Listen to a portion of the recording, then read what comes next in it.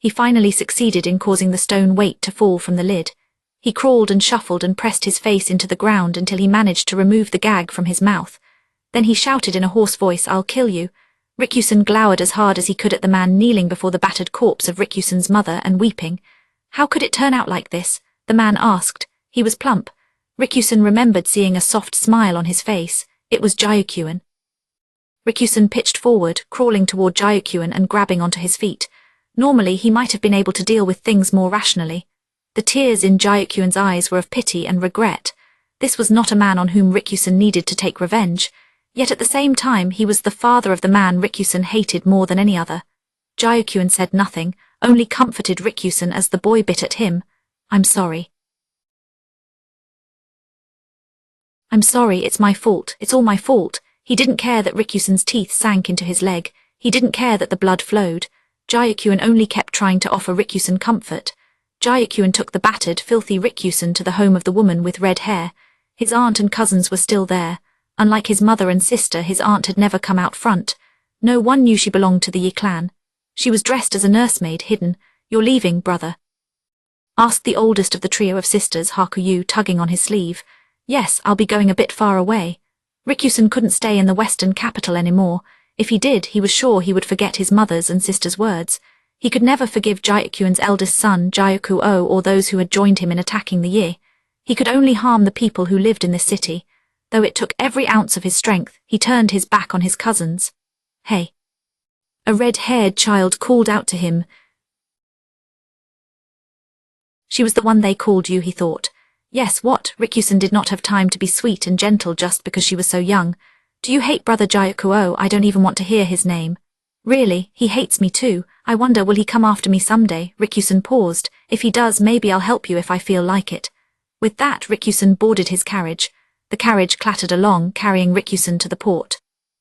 Much as it angered him, he had no choice but to turn to Gyukyuan for help. A child of 13 had no way to support himself on his own. There was someone in the capital, he was told, who had once belonged to the Yi clan. This person had just lost a son Rikusen's age, a boy who looked much like him, and this person was willing to take Rikusen in. "Don't worry about the family register. You can simply take over his name," Gyukyuan said. He did not intend to make the same mistake twice. Rikusen still held a grudge against Gyukyuan. This man had called himself the source of it all, so Rikusen thought he had a right to know why he and his had been attacked. "Someone from the Yu family did it while you were away." "Why, was it your oldest son?" Rikusen demanded. Gyukyuan, distressed, whispered, "Yes, oh, it was oh, my other sons had no hand in this." Why would he do something so awful?" The register.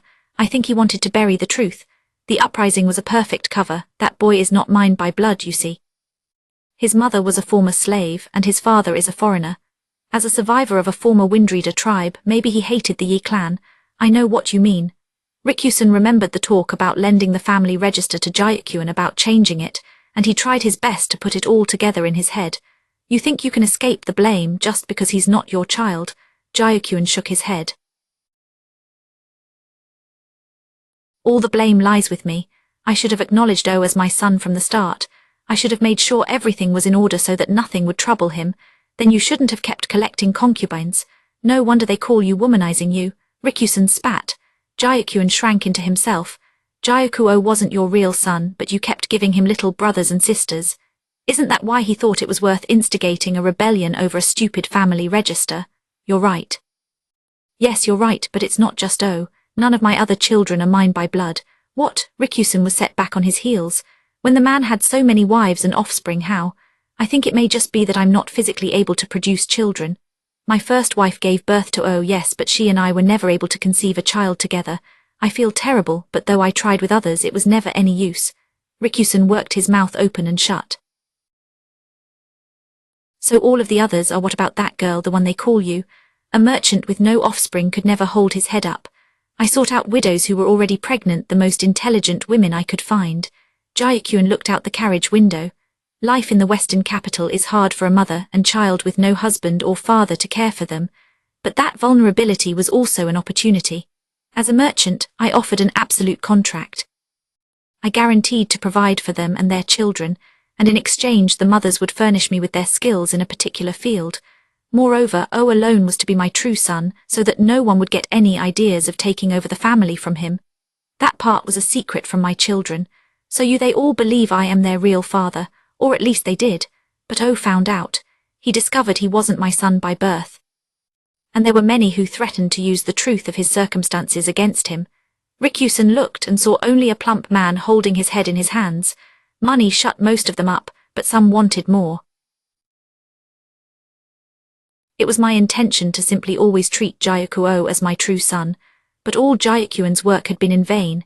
Even once he knew I wasn't his father, O continued to act as if I were, so I taught him things. I told him things that would help him.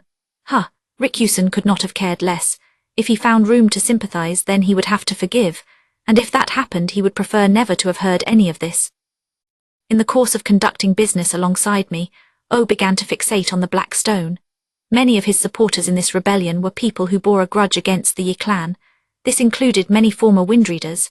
Many of them had been working in the mines, you understand. That must have been where Gyukuo had learned of the deception around the quantity of black stone being extracted.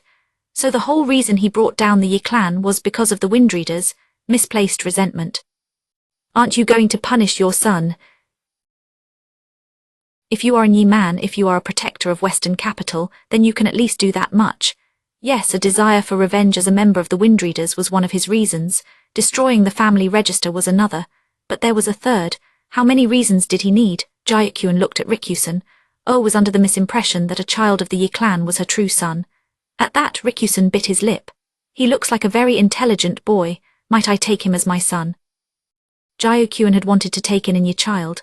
Rikyusen had heard her negotiating with his mother himself. Had that offhanded joke motivated the destruction of his entire clan? That was why Gyukuo had invented the talk about the imperial bloodline to wipe out Rikyusen. His sister had been a fool. It was she who should have survived, not him. She was so much more important. Why had she let Rikyusen live, and why should he speak to Gyukuan now? Rikyusen was seized by the desire to throw himself at Gyukuan and beat him to a pulp. They were in a carriage. Rikyusen thought he could fling him out of it. Gyukuan still had the wound on his leg from where Rikyusen had bitten him. Even a child like Rikyusen could kill one portly man like Gyukuan if he was willing to go down with him. He remembered what his sister had said. You must protect the Western lands. That is what the Yi men do. Employ any means, use any people you must. Rikyusen could not let himself die here. In order not to harm the Western lands, he would go to the central region, to a place where no one knew who Rikyusen was. He bit his lip and let his nails dig into his knees. Somehow he managed to swallow the killing urge with the saliva in his mouth. Was the last reason the central authority? Was it that stupid imperial edict? He remembered the red-haired woman talking about it. The emperor must be incompetent.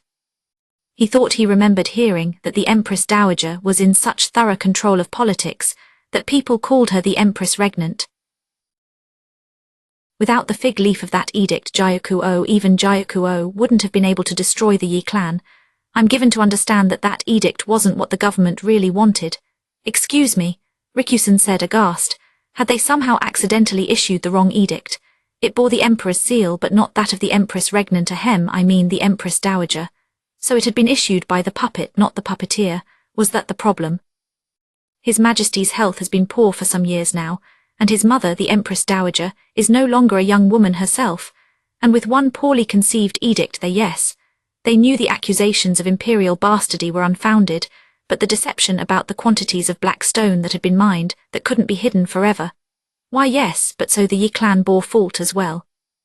The way they had shored up poor harvests and bad circumstances with the black stone had worked until now, but it was bound to fall apart eventually.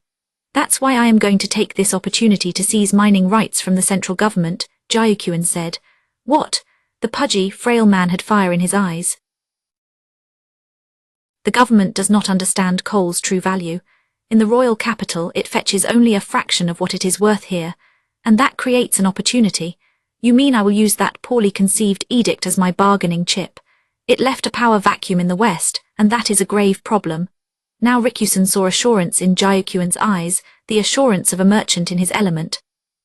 When I bring you to the central region, I will also appear at court as a member of the former Yi clan to formally protest. This was done under my seal, so I bear responsibility, but that would mean defying the government. What would happen to you? What would happen to your family? Rikyusen did not care what happened to Jayukyuan's idiot son Oh, but then there was his wife, the woman who had harbored his cousins. She might not be related by blood, but he did not want to see her dragged into this. Here, look at this. Jayukyuan produced a basket from the floor by his feet. Inside were several pigeons. This is why I sought to expand my business. He who controls the information controls the markets. They can hang me for my remonstrance, but it won't matter. The birds will let my family know before anything can happen to them, and not one of my wives is a weak woman, easily undone. We will not be snuffed out. He pounded his belly as if it were a great drum, still not convinced. No, not yet. Rikyusen's mind and emotions couldn't keep up. He was still a child. He couldn't tell whether an adult was lying. In that case, allow me to suggest some paperwork. What do you mean? I am a businessman, and I favor those who will help to make the Western capital great. A results-oriented mindset. He was a businessman indeed. At the same time, I flirt with danger. Almost by definition, my life will be shorter than my children's. I fear that when I am gone, one of them may grow greedy and try something. That seemed like something the man O would do, Rikyusen thought.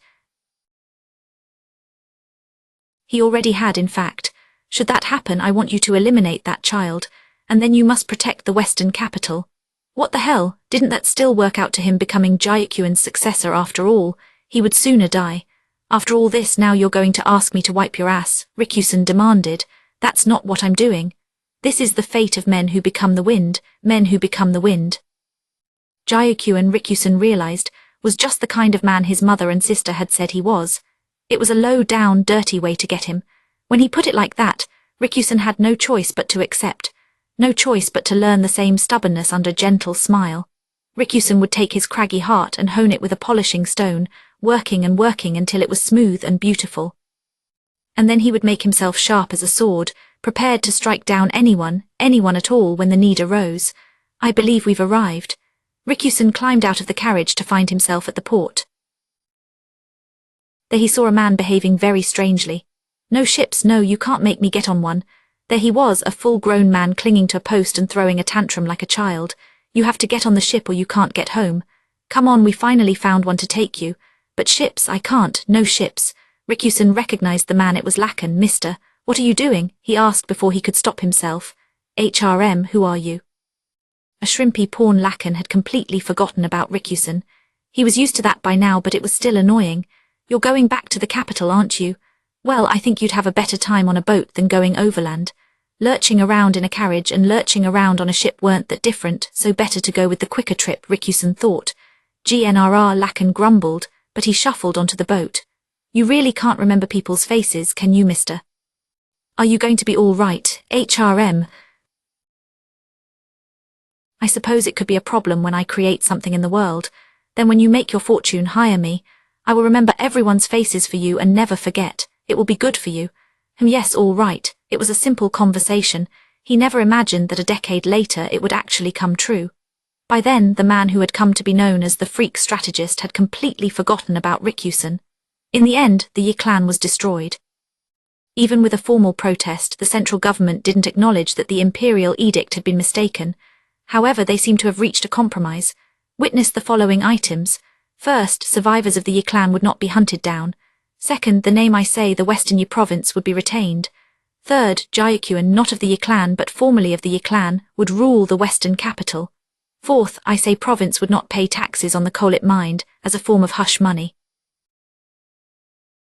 Unofficially, of course, the Yi clan remained disgraced, but Jayukyuan had chosen the flourishing of I say province over honor. As much as it pained Rikyusen to admit it, Jayukyuan was his foremost model of a man who sought the good of the Western capital before all else. Chapter 21, The Strategist Takes Command Amid the Blood.